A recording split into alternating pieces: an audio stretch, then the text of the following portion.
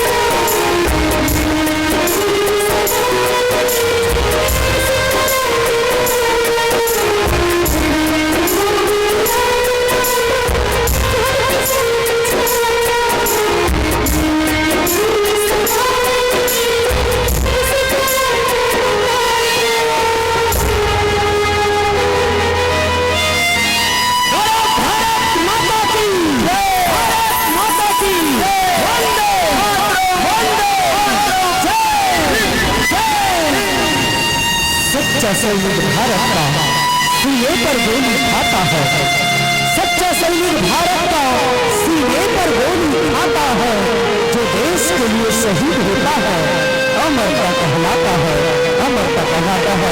ऐसे जवानों के लिए जोरदार ताली बजना चाहिए, जोरदार ताली बजना चाहिए।